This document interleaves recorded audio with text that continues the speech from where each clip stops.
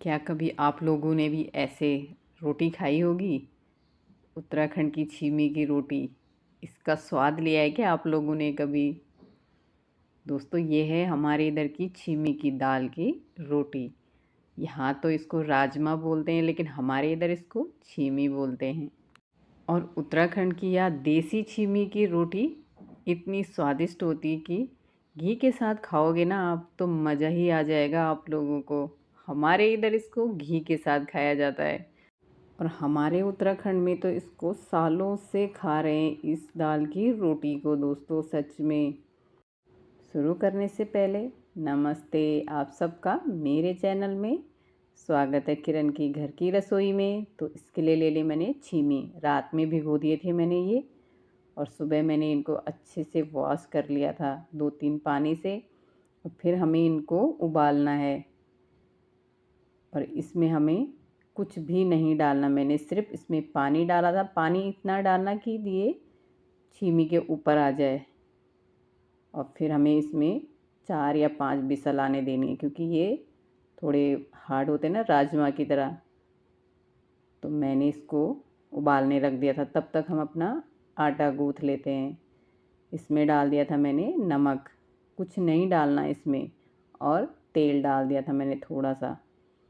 और इसको मैंने अच्छे से मिला लिया था, नमक को भी और तेल को भी। कुछ भी तामझाम नहीं है, सिंपल सी रोटियां हैं और स्वाद तो भरपूर है इनमें। और हमारे इधर तो बहुत ही, मतलब मैं बता नहीं सकती कि कितनी बार बना लेते हैं इसको, क्योंकि ये होती है अच्छी। और हम जैसे लोग सिटी से जाते हैं ना, तो गांव में ये चीज़ें बनती हम लोगों के लिए।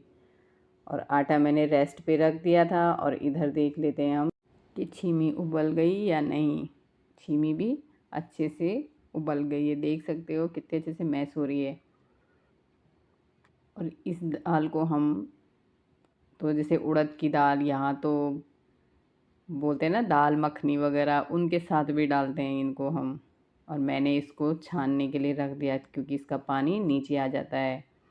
और ये जो पानी बचा है दाल का, इसे हमें फेंकना नहीं है, इसको हमें बनाना है दाल। और उसको मैंने साइड में रख दिया था। और ऐसे बनाते हैं हमारे इधर ये इन रोटियों को। और इसको पीसते हैं सिलबट्टे पे। जी दोस्तों, सिलबट्टे में पीसने से ना स्वाद बिल्कुल अलग, एक बहुत ही बेहतरीन आता है। और हम लोग तो जब जाते हैं गांव में, तो सच में हम लोग तो इन्हीं चीज़ों की डिमांड करते हैं। हमारे लिए तो यही सबसे बड़ी चीज़ें होती है खाने में। और इसको भी हमें पीस लेना है धीरे धीरे करके, क्योंकि ये चिपकता है। तो आराम आराम से हमें इसको पीसना है। और वैसे भी मिक्सी में पीसेंगे तो ये ग्राइंड नहीं होगा, क्योंकि ये चिपक जाता है। तो इसलिए ये मिक्सी में पीस ही नहीं सकता, इसको हमें सिलबट्टे में ही पीसना पड़ता है। और उसी में ये बिल्कुल बारीक हो जाता है। ऐसे ही मुझे सारे छीमी को पीस लेना है सिलबट्टे पे। ज़्यादा बड़ी हो जाती वीडियो, इस चक्कर में मैंने थोड़ा फास्ट कर लिया था। और छीमी हमने पूरी पीस लिए, देख सकते हो आप। और फिर मैंने इसमें मसाले डाले। सिंपल से मसाले पड़ते हैं इसमें। नमक हो गया, मिर्ची डाल दी थी, हल्दी पाउडर, धनिया पाउडर, जीरा पाउडर भी डाल दिया था मैंने।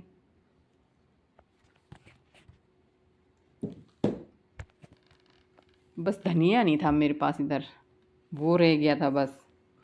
हालांकि गांव में कहाँ मिलता है धनिया वगैरह, लेकिन यहाँ तो डालते हैं हम। और कस्तूरी मेथी डाल दी थी मैंने उसके बजाय, धनिया के बजाय। फिर तो स्वाद बहुत ही ज़्यादा बेहतरीन आ गया था। सच में बहुत स्वादिष्ट बनी थी ये रोटियाँ। आप लोग एक बार ट्राई करो तो सही। फिर डाला मैंने इसमें हरी मिर्च।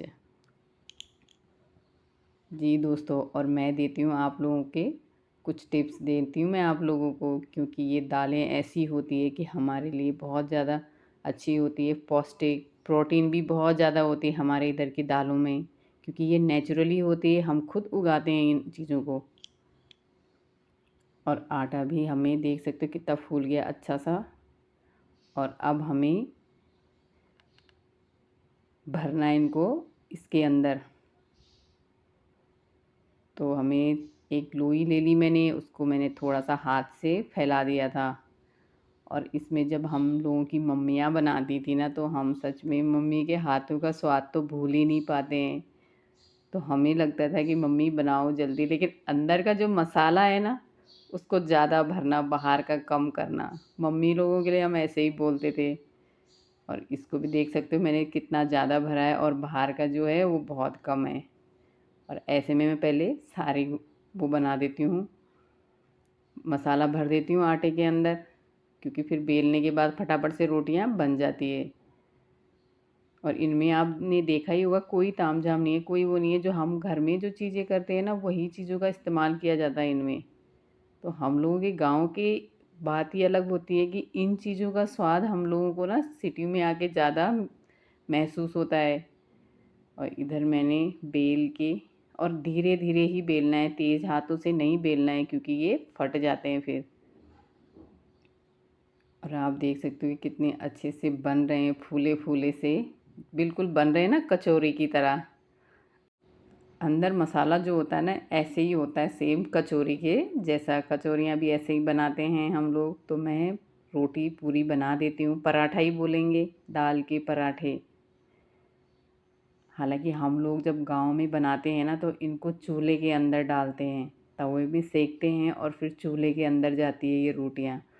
उसका स्वाद बहुत ज़्यादा था। यहाँ कहाँ से लाए हम चूल्हा, लेकिन वो मैंने पराठे जैसा बना दिया, तो स्वाद उसका ज़्यादा अच्छा होता है। मैं गांव जाऊंगी ना, तो मैं ज़रूर बताऊंगी, दिखाऊंगी आप लोगों के हमारे इधर कैसे बनाते हैं ये रोटियां चूल्हे के अंदर। देख सकते हो कि कितना अच्छा बन गया है, करारे भी बन जाते हैं और बहुत अच्छे भी बन जाते हैं। और मैं सारी जो दाल के रोटियां हैं उन्हें बना लूँगी मैं। और हो गई हमारे पराठे भी रेडी।